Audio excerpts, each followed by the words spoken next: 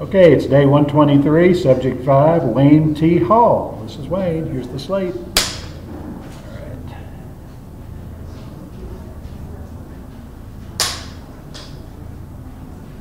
All right. Okay, right in the camera, just your name. Wayne T. Hall. Second, my name is Wayne T. Hall. My name is Wayne T. Hall. City and state. Cedar City, Utah. Type of corruption is? Ethics in government. Ethics in what? Local government. Mine's a little different than the rest. Just say government corruption. Government corruption. My name is Wayne T. Hall from Cedar City, Utah, and I'm a victim of government corruption. My name is Wayne T. Hall. Start that over. Yeah, okay, go ahead. Sorry. Who you are, where you from, what's about. My name is Wayne T. Hall. My name is Wayne T. Hall. I'm from Cedar City, Utah, and I am a victim of government corruption. What's your occupation, or what has been your favorite occupation? I am a small business owner in the towing business. Say small business owner. Small business owner. All right, if you would lift up the release. Wayne, I've asked you to sign a release, have you? Yes, sir. Thank you. Did you prepare a statement to Congress, or do you want to do one, or you want to just tell your story and have us edit something out of there? Just on the fly. Okay. Start out with who you are and where you're from. My name is Wayne Hall. I'm from, I reside in Cedar City, Utah. I am an owner-operator in a towing business. I have been since 1995. Although my story is different, there hasn't been any laws broken. Mine is more of a story about the truths of what happened in a so-called conservative state. A lot of our complaints and issues we've had, we have nowhere to get any resolution. A lot of it is law enforcement towing. Every piece of equipment, when you purchase a tow truck, is made for two reasons. It's made for recovery of accidents, and it's made for towing of a vehicle. The only way you can get into the recovery part is through law enforcement. It is part of the business. This is a privilege in Utah. Because it is a privilege, it has been ruled by a federal judge that we have no property interest in the rotation system. This ruling leaves us very vulnerable. Throughout the years, several of us have fallen victim to this. It doesn't have anything to do with performance standards. It doesn't have anything to do with lack of doing your job. I have never had an accident in all my years, never had a complaint from the public, yet I have had issues with this part of the business. I don't believe that it comes from the officer level. I believe it comes from a higher level, and it feeds down. There are many officers that are fully aware of what's going on, and they can't do anything about it. They can't talk about it. There's great men and women out there in law enforcement that know exactly what I'm talking about. It's out of their hands are tied. There is some people call it the good old boy system. I don't see anything good about it. There's monopolies. There's just all kinds of favoritism type issues that can happen when there is no law that prevents this. I have many documented situations, from being skipped on the rotation to police reports that have serious problems with them. this sort of thing, I don't know what is going to solve this other than accountability and attention. I know it goes on everywhere, but it is not right for any government agency that's funded by tax dollars, or as we call civil servants, to utilize their position to aid one company over another financially by feeding them extra calls or whatever. It was created many, many years ago, I believe in the 50s. It was called the rotation system, and although it has improved dramatically in this county, and the Iron County Sheriff has been a great help. The Highway Patrol Lieutenant has been help, but there are other leaders in law enforcement that aren't very fond of helping. Although the system has been corrected, it is much better than it is. I will say that, but it's not without constant pressure and constant. We can never just reel back and let it alone. We are solely responsible, I believe, with the pressure. We worked the entire diplomatic system from over the past 15 years, writing letters to the Attorney General, which got nowhere, to the governors, which got nowhere, city council meetings, county commission meetings. The only thing that finally really worked was, after exhausting all efforts that are available to us, was a local couple here had a site called Iron County Corruption, and we put documents on that site which was available for the public to read in the privacy of their home, and within weeks things really starting to straighten out. I've seen a vast improvement with all agencies. It's been really incredible. The Small Business Administration has just helped us with another one. It's just it's a different kind of scenario that a lot of people don't know about. You've got to be in the business to understand it, and it's just what I see that needs to happen is somewhere to go with these problems. When you go all over the entire state, and you're just like a pinball machine going around going nowhere. There's nowhere to go. We've hired multiple attorneys. We've hired Mike McGovern from Tennessee. He came down. We all pitched in to pay for that. It went nowhere. So it's more of an ethics situation, but coming from a state that is looked upon as a it's a Republican state, and people don't realize that just because it's a conservative state, they don't realize what happens. And this doesn't just happen in small towns. And a lot of the other situations here that I, just as a citizen, I don't have a dog in the hunt, but there's a lot of cover-ups that I don't agree with. A lot of things are kept from the public, and we're trying to bring an awareness so the public sees what's going on, because if everybody's kept in the dark, I don't foresee any attempt for change. And I feel like it's just my civil duty when I see these things. A lot of these things we learn from the business. Any citizen, when they're in trouble, they're exploited. Any official is silenced.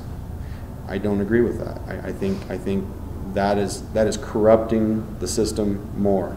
It is also alienating good law enforcement. It's not fair to good law enforcement to be put in this situation. I would like to see accountability somewhere, somehow. Whether it's at I think it should start at the local level and go all the way to the top, but there needs to be somewhere eventually to obtain accountability, and it seems to be a very difficult thing if you're watching the news and reading about all the stories in Utah.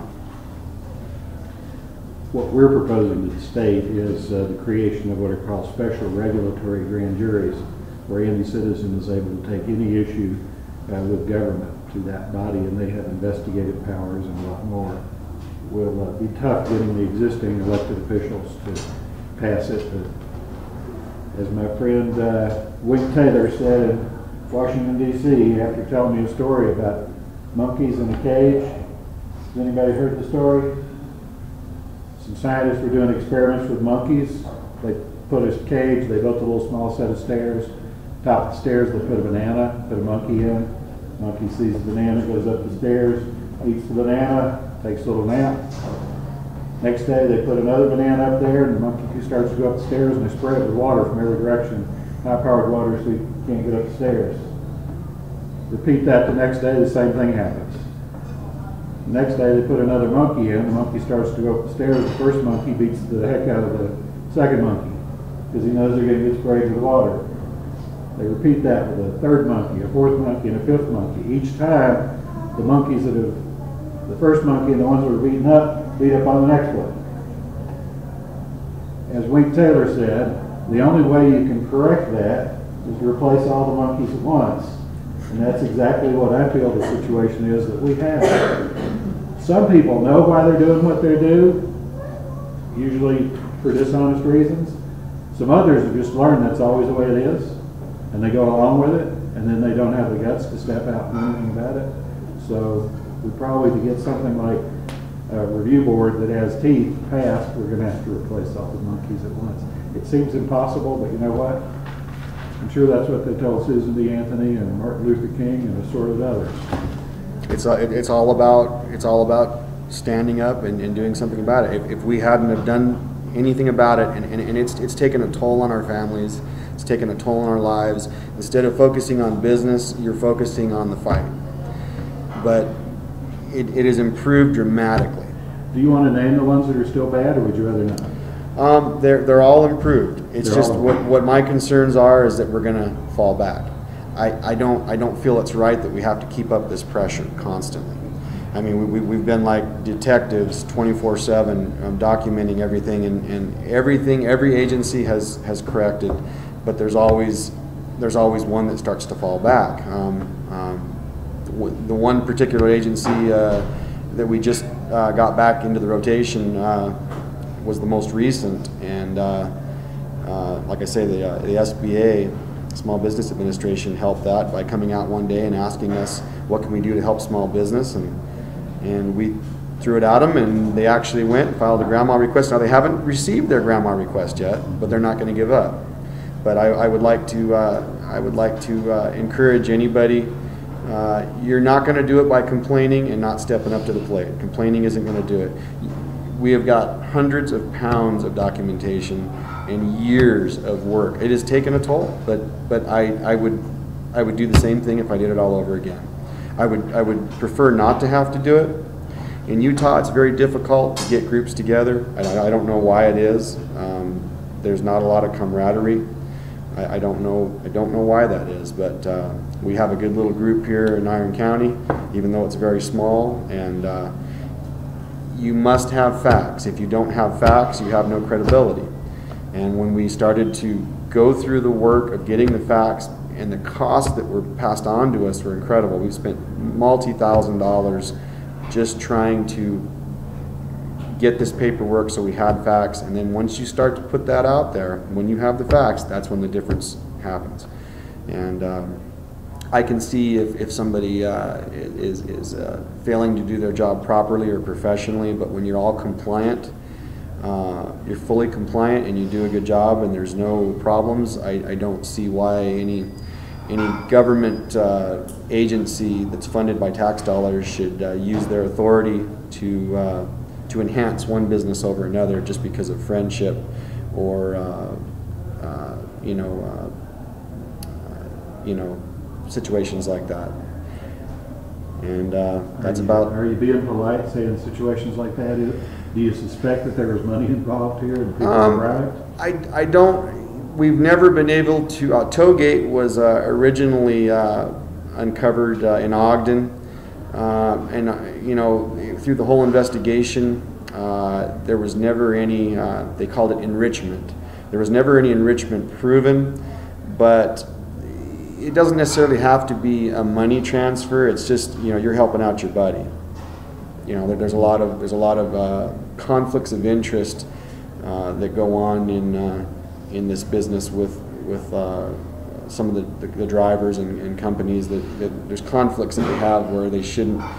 They have outside relationships with law enforcement that shouldn't, you know, there shouldn't be this relationship in a professional situation. And as far as perks and cash, I can't say that that's ever gone on. But basically, by steering a call to a friend or a favored company is enriching them in the business.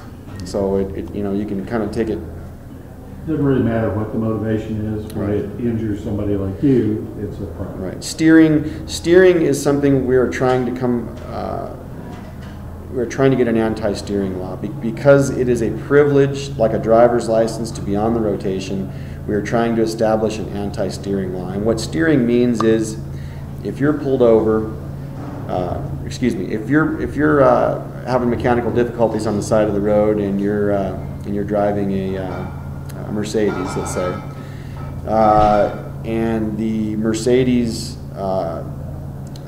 dealership here in town has a tow truck, it'd be very easy, being that you're from Georgia, and say an officer or a state government employee says to you, "Would you like a Mercedes tow truck?"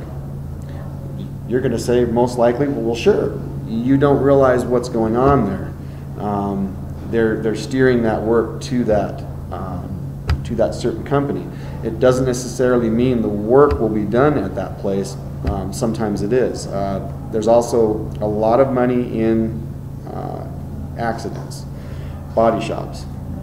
This was the original Tollgate story that happened back in the mid-2000s.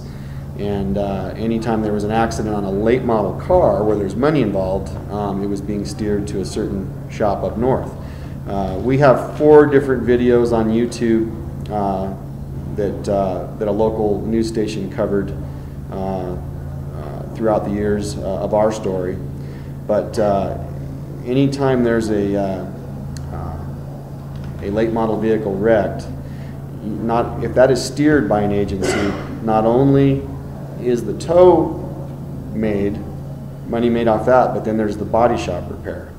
And it's it's a very hard thing to control the steering. It's very easy to, you know, what we believe is the person should make their own call themselves now that everybody has a cell phone. You know, years ago you were out there stranded and you didn't have any way to contact help. But we think law enforcement should stay out of it. They should be there for public safety, and that's it. They should not be pitching or handing out cards or doing anything, and a lot of that has gone on in the past. And that's kind of the way What's the YouTube channel? YouTube, you go on YouTube and you look under Cedar City Towing Corruption, and there's 4 videos that come up. And these are old. This is back when we were really going at it. And like I say, this was around 2005, 2006. Things have dramatically turned around. Let me understand, when you said that being in the rotation is a privilege, is it a right or a privilege? It's a privilege. You're only granted a privilege if they choose to grant it to you. Is that what you're saying? Well, I was taken off once for refusing a call, and I didn't receive any due process. And I got a civil rights lawyer out of Salt Lake that just recently passed away, Brian Bernard. And as soon as I got him, I was put back on immediately with flying colors. But it is a privilege. When our federal court case went to court, there were several others that were also going on in the state, and a certain judge, and I can't remember his name, I've got all the documentation,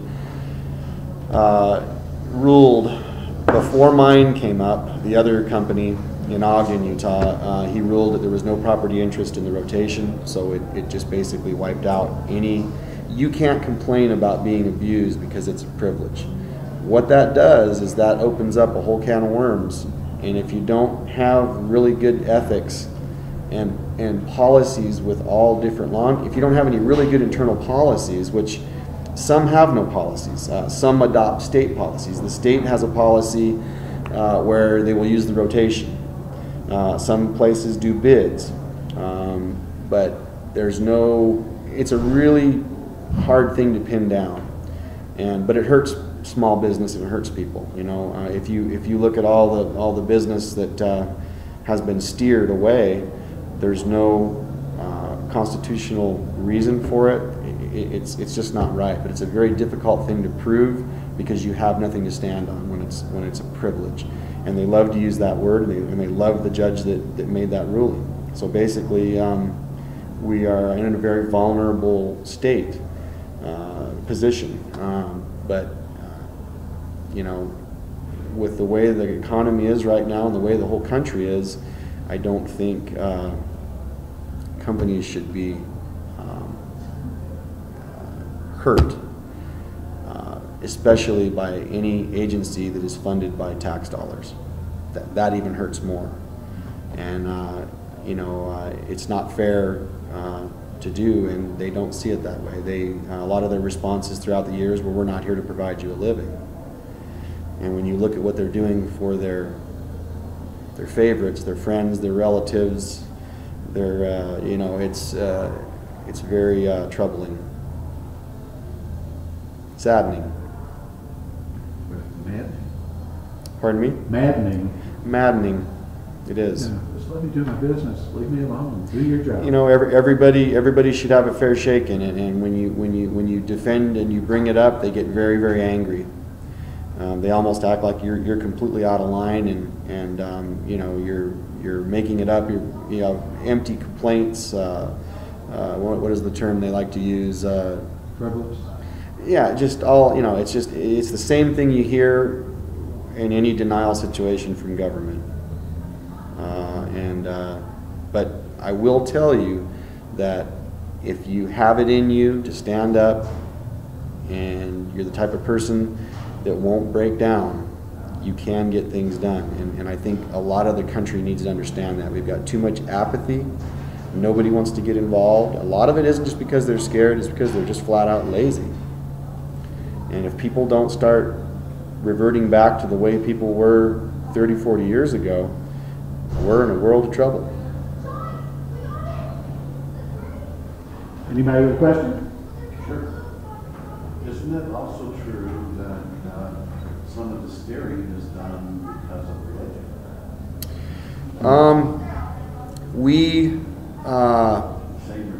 Some of the leaders, well, pretty much all of the leaders are of the predominant religion here, although it's hard to prove.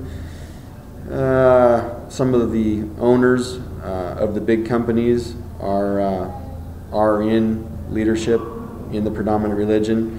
A lot of the leaders or higher administrative positions are also in the predominant religion, and that could play a part. There's no proof of that. It pretty much, you know, goes with anything in this state when the predominant religion prevails. I mean, it's you know, it's just kind of the way it is. I don't. Are you a Mormon? I am not. The other Jim is also not a Mormon, and we are the two companies that basically have been discriminated against. But you can't call it discrimination. You know, all of your defenses are taken away when it's a privilege. So, This was a federal judge? federal judge, Salt Lake City. Yeah, this was back in probably around 2006, and I have all the, and the reason why our case, we just dropped it, is because the other case that this lawyer at the time was handling, that was the ruling the judge gave, so he says we don't have a leg to stand on. Could you give me the case on that? The citation, email the citation to me? I could. Another question. Go ahead. You took this to the county commissioners, and we felt there was a monopoly being formed, or there was a monopoly. The owner of the Windsor company got up and stated that he deserved 70%. Is that correct? Yes, I'm glad you brought that up. At one of the diplomatic processes, when we were having a problem with the Sheriff's Department, we went to the County Commission thinking that they could help with the situation. At the time, I don't think the sheriff was that aware of exactly what was going on. He had just been placed in the position from a prior sheriff that exited, and we all went over to the courthouse in Parowan. We were sitting in the lobby, and at this time we had many more towing companies in our group. And out of a secret room, or I won't say secret room, out of a separate room in the courthouse lobby, all the commissioners came out with the towing owner of the one we were accusing of getting favored. They all came out single file out of a back door and walked right through the lobby, single file through all of us and into the commission chambers. When we saw this, we were very disturbed. And when the commission meeting started, we had all the heavy hitters there. We had the police chiefs, we had the county attorney, Scott Garrett, which I believe should have done something. My personal opinion, Scott, you should have done something all these years because we had documentation. But in this meeting, at the very beginning of it, that towing company owner stood up before the meeting was started. He said, "I object," which was a little strange, but he said, "I deserve 70% of all the towing and automotive business in this county because I have a franchise." In this meeting were two other dealerships. You know, this is a small town. You had 3 dealerships at that point. There's 2 now. One has taken over the franchise of the one that lost it. But there was 2 other dealerships in there, so we thought it very improper, arrogant, there's many other words for it, for this one owner to stand up and claim he deserves 70 when there's 2 other dealerships in there. All the law enforcement just had their heads down. The sheriff was the only one that said that wasn't right. I will say Mark, I don't believe Mark is an evil man by any means, but I think there's only so many things he can do. I feel the county attorney runs this county, and I feel everybody has their hands tied to a certain extent. But Mark at least had the integrity to give his what he thought of that statement in that meeting, and he didn't think it was right at all. And when we went back in to get the minutes for that, Jim's wife went over there because they were from Parowan. We were told they weren't available. We raised a ruckus, continued raising a ruckus, and we ended up getting a altered type of minutes that were like a reduced thing that was printed up real quick that basically said towing companies came in, had a meeting with the county commissioners, and now they're gone. There was no, what we wanted was him stating that at the beginning of the meeting. That was not made available. We went for tapes. They said there was no tapes. We went to the news company that is a sister station of KSL up in Salt Lake City. They said they no longer had the news camera footage. It was very odd to us. A lot of the news agencies, media, like Channel 2, 4, and 5, have upper bosses, as they're always explained to us by reporters, that have to approve of any kind of controversial coverage. Allegedly, the church owns these 3 news stations. I don't know that for sure. Bonneville Corporation, possibly. I'm not sure, but But getting back to your question, that was very out of line for that owner to claim that he deserves 70%. With that being said, he seems to have some kind of reasoning because that is the company for a long time that was receiving a lot of the calls. I don't know whether it's his position in the area. He's a very powerful businessman, that may very well be it. I don't know. We never looked into donations or anything like that, so I don't know. What's the franchise? Is it AAA or something? It's a major car lot franchise, new car franchise. Could it be because he employs the commander of the search and rescue of the sheriff's department? Yes, his primary driver of 18 years is in the sheriff search and rescue. He is right now. He's just this last year. There's a 2-year position. He's holding the position of commander of the search and rescue. That there may be a little bit of a conflict of interest there. What except a twisted viewpoint would a franchise have to do with anything? A car franchise? When you're as powerful as this man is, you pretty much can state anything you want in this town. He's a very, very powerful man. We, in fact, we had a KSUB, the local AM radio station here, during all this, all the highlights of these stories, asked me to come in. We had our little group here that we were having even the St. George towing companies come up and visit with. We had a radio station and it went live, and it was basically a shoot from the hip show. I'd never been on the air before, and they brought me in, said, Wayne All is here today from Mountain Towing. Let's hear your stories of what's been going on. The phone started to ring, calls were coming in. I actually have this recording on a cassette. It was many years ago.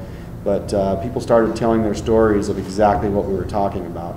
This angered the certain high-profile towing owner, dealership owner, and allegedly there was accusations that I had staged the whole thing because a few of the people that called, knew us.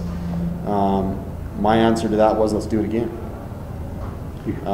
The radio station, although he's probably one of the biggest advertisers, have asked if we were interested in going in there again. We haven't decided yet if we want to go there because things are corrected now. I think we're out of time, but let me ask you to define Lawless America. Oh, you have a question? Or go ahead. Sir, did you call me sir? No. Any of this entitlement that some of these people feel have to do with their stake presidency in the church or their bishop? It could be. There seems to be. It would be really hard to prove that. I don't know if that could be proved, but there are. Anybody that seems to be in church leadership here is very popular and very trusted. I don't know. Being not of the predominant religion here, I can only assume that there's a connection with that. But when you're a very powerful businessman in town and you're involved in church leadership, it is what it is. But I really couldn't say. One would be in county attorney, city manager. Yes, they all are in police chief. They are all in higher positions, and there's friendships. There's friendships in church. There's another. Friendships, or is it a brotherhood? I think it's a brotherhood, and there's another social network beyond just a regular place where you've got a multi-diverse amount of religions and faiths or cultures. Do we have people in the room who are Mormons? I am. You are. And yet Well, I was raised one. you were raised one. I was executed. Oh, you were. Was they, Anybody else? I just wondered, what the perspective was as to. It just has to exist. It's just. Exactly. I'm sure it's no secret to anybody. I guarantee that it exists. Things are very hard to prove. Yeah. To prove. I think a lot of what's going on here in this county is tainting law enforcement, but it comes from the top. There's I will say there's many great men and women in law enforcement here, but they are being tainted from the top. Well, it's as significant a civil rights violation as you're going to find. Right. We're having. You're discriminated against, because you aren't of the predominant religion. But you can't prove it. We You even, can't prove it. we even have selective prosecution that as if somebody will go on a mission, all of a sudden the charges are dropped, and we have proven. Yes, there has been, even one of the cases was associated with through my business, or a stolen motorcycle. Allegedly, the person that stole it was caught riding it. The police came. It was standard stolen recovery. I towed the vehicle. And the person that stole it had just got a mission calling prior, and allegedly there was not enough sufficient evidence that this person stole the motorcycle, although they were in possession and riding it, defaced all the graphics off of it, because their story was that they bought it from a drifter at the Walmart parking lot at 10 o'clock at night from a guy holding a sign up for $150. Bought a $1,500 late model dirt bike by a drifter standing in the most busiest parking lot in the entire county, which I find very hard to believe that any drifter with a hot motorcycle would be up there at night with a sign advertising to sell it. But that was the story, and the county attorney I allegedly felt that there was lack of evidence to prosecute, and I don't know if that young man has gone on his mission yet or not, but I know He's on a mission, and I have a mission call. But the poor guy that it was stolen from now is facing having to pay to get it back because there was a yard fee, a towing fee, all of that. He was stolen from. he's been victimized twice. And there's more of these stories coming out. It's just it was very hard to get people to come here today. They're just terrified. Are there Native Americans in Utah? Oh gosh, I bet they're really in bad shape. Because the Native Americans get treated so outrageously nationwide that if you're here, you already have that. Well, you ever heard of Mountain Massacre? The what? Mountain Meadow Massacre? Yeah. Okay, Yeah. that was playing on the Native Americans for years. There's a deep rift that goes on between the Paiutes and We have the locals. a reservation right here in town. All right. Did you define Lawless America? No. Lawless America. Maybe you're the new prophet. We need more people like you. God bless you. I want to instill this in anybody watching, that you've got to be a stand-up guy, and you've got to put work in it. And with what we've been seeing on the internet, with what you do, you are a perfect example of what it's going to take to change what's going on in this country. It's not going to be easy, but nobody's going to do it sitting on the couch watching TV. And I can't tell you how proud I am of somebody like you doing this, because this country is in trouble, and it isn't just foreign affairs. It's our own citizens and our own soil. And the biggest problem I see is awareness, lack of awareness. And people need to hear the evil, see the evil, and speak the evil instead of living in denial. Love that.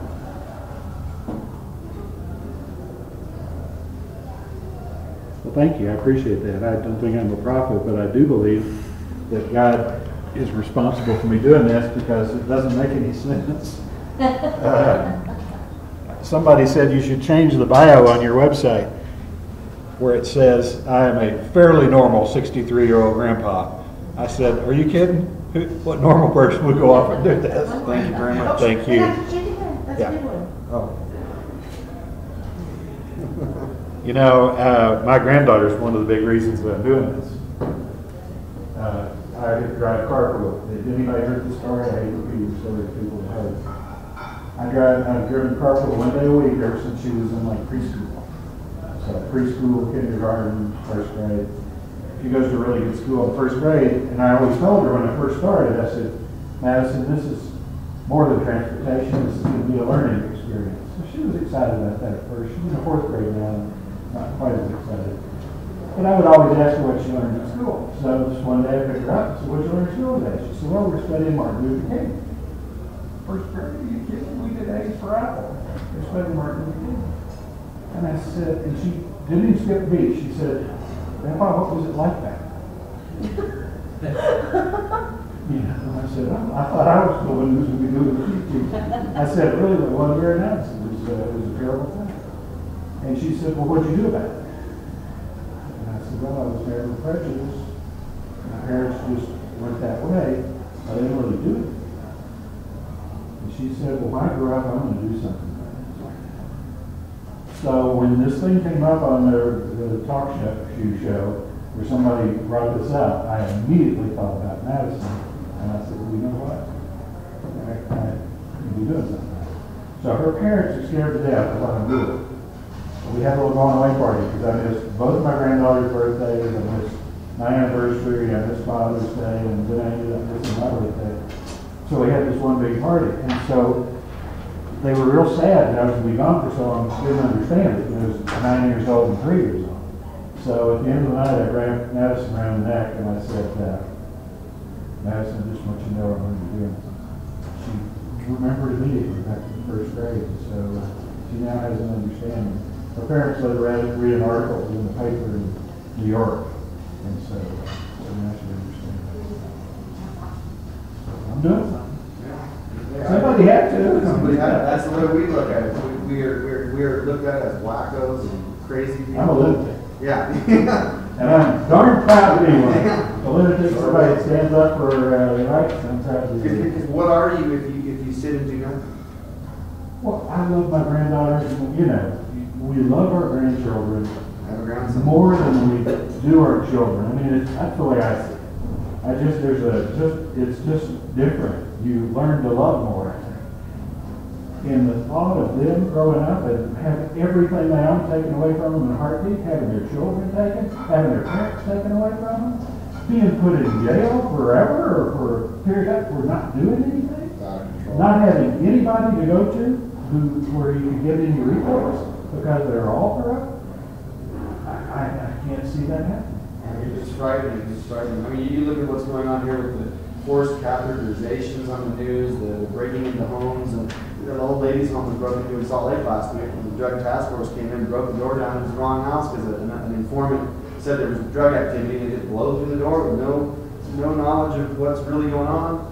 An officer was killed the year before, and the year before that, an innocent guy was killed because he was smoking pot.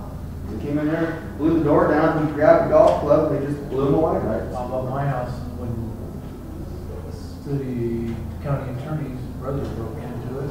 Oh, naked. And they wouldn't take a police report and shined it on. It took the attorney general. They wouldn't do anything about it because they were running for the office up there. That cover-up stuff, that's the cover. The cover-up thing is damaging. It's damaging, and that's why we really want to expose. And it comes from the top. It comes from the top. It's not the worker bees. They know. They can't do anything about it. And the 17-year-old girl that's sitting here was my friend. Oh, really? Well, you don't look old enough to have. Well, thank you, but she definitely is. She's not 63. No, not yet. I tell you, the unbelievable stories that I've heard, you just couldn't possibly believe them. Yeah, You know, it's great. you just can't But believe the it. thing is, none of us knew this really happened. I didn't know this happened until it happened to us. Oh, yeah. So the people that aren't being involved, I understand why they're not being involved. They don't believe this stuff happened. They think we're whining and we want something for free or something. I don't know what it is. It's twisted. Well, they're too busy trying to make a living and they don't want any trouble. Right, And they can't. right. It's hard for me anymore even to remember what the worst stories are. I don't But know. one of the worst stories was a young woman who looks like Jordan Sparks, the girl that won American Idol a few years ago. Very attractive black girl. 22 years old. She was applying for a job at a clothing store where a friend of hers worked. She got the application. She filled it out at home.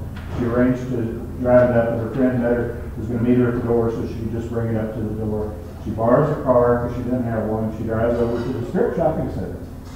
She stops the car, leaves the motor running, gets out, walks the application up, hands it to her friend at the door, turns to go back to her car, is out of the car for 30 seconds. And a police car pulls up with its lights flashing and gives her a ticket for parking in the fire lane. I don't know that you can have a fire lane in a strip shopping center with a city police person, but anyway, they do whatever they want. They checked her license. It was suspended because she had a speeding ticket she hadn't been able to pay. So they handcuffed her and arrested her and take her to jail. She spent 3 years in maximum security prison for parking the fireworks. She was 7 months pregnant at the time. She gave birth in the prison with 2 legs and 1 arm, shackled to hospital gurneys. They immediately took the child and adopted it out. She had another child they also took and adopted out. They did all this because her mother and grandmother were trying to expose corruption in the Stafford County Police Department, where they were targeting young blacks and Hispanics, claiming they were gang members. The 82-year-old great-grandmother of 20 was indicted as a gang leader. She was just a grandma. They finally dismissed the charges, but they lost their home, every penny they had, trying to fight it until they dismissed the completely bogus charges. When they got this girl to the police station, somebody said, I wonder if she could be related to so-and-so. So this was totally done out of retaliation for the fact of what her mother and grandmother did. Her children are gone, her life destroyed. She parked in the fire. That and one of a father cutting his 5-year-old so she would be big enough to accommodate him, standing nude over her with a knife with blood dripping from it, seen by 2 children, and yet the mother's rights were taken away. She no longer has any parental rights. They gave the kids to the father, and nothing was ever done to it because he had relationships with an attorney that had relationships with the prosecutor, the police, and the sheriff. And it goes on and on from there. Oh, there's another one where somebody their children were taken by somebody who isn't even a relative, wasn't just a person. Their parental rights were never taken away. Their custody was never taken away. They never got their kids back. 15 years, never got their kids are grown now. There's no relationship to that. Well, he had nowhere to go. There's nowhere to go to try to get help. No. She found out where they were and went to the door, and they called the police on her and claimed she was trespassing or something. So she gets criminal records from it. It just on and on and on. Who would think that the National Forest Service would be corrupt? But they are.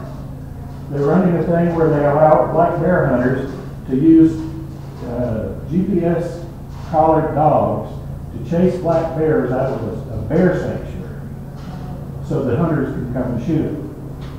Meanwhile, these animals are left out there for days at a time without any food, and they've destroyed all the livestock, pets, and everything else of this sweet woman and her cute little daughter, who both were exposed to some kind of chemicals and have very little immune system left, and they bought property totally surrounded by U.S. Forest Service, 120 acres, because they have to be in a low-stress environment with clean air and everything else.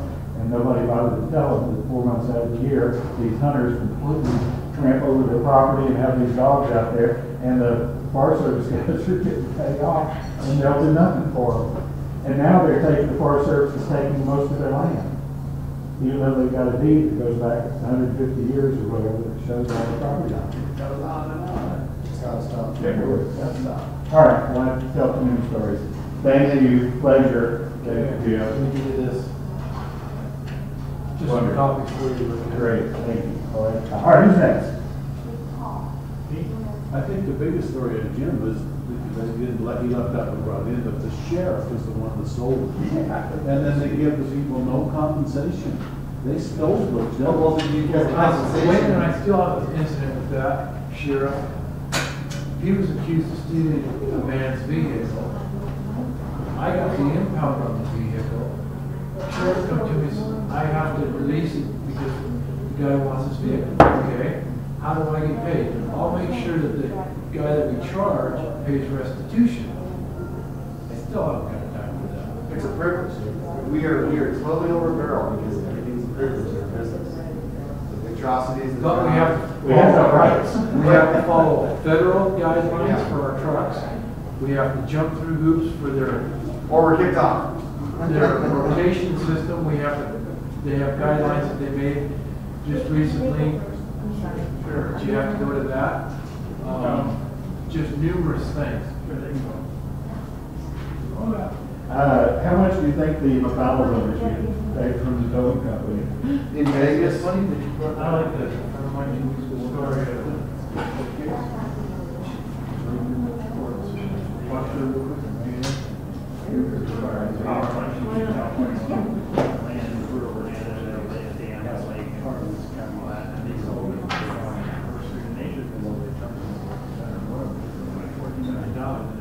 Oh, you actually see yourself. Yeah. Lordy. And then trying to get into the ads and break into one of the places that sold. When you're sitting here, you're going to be sitting.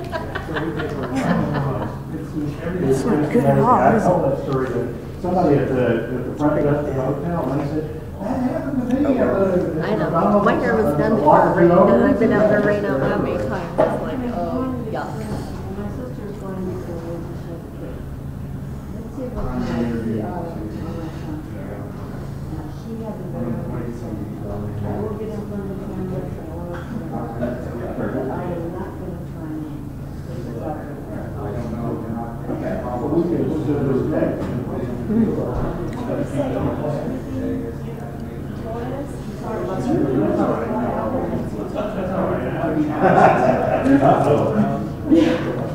I wouldn't have done anything. But that's right. The best way. Hey, Bill, I was just wondering real quick, I don't want to interrupt you guys, but is there any chance after we're done with everybody that we hold the banner up at the courthouse?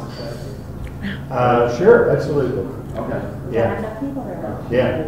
We gotta have, how many people hold that sucker up? Well, to get the whole thing up, you're gonna need at least 10. We yesterday held one section up barely with 4.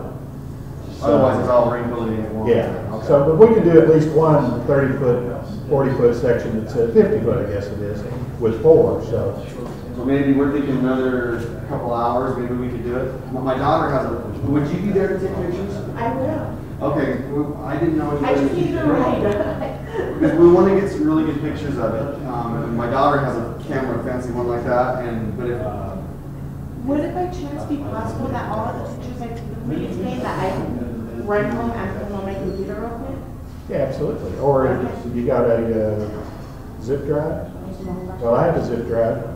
Let me put it on a zip drive and it'll make it easier. and then we can round up some extra people to hold it up, but I'd like to have it nice and, Should we set a time? It's 3:30 right now. well, we got Paul. You got your release? Is it over here? There's just Lindy or Crookie. Yeah, we can maybe call her, just to give them time and say, okay, at 5:30. Not you. Yeah. That's not We you. need to be a little closer. There you go.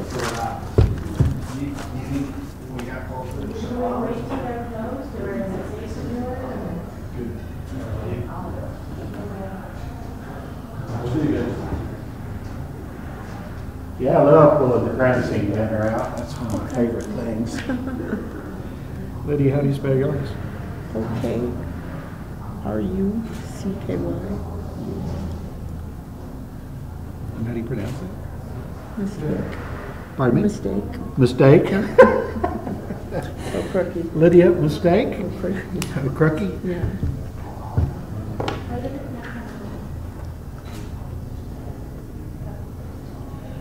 Okay.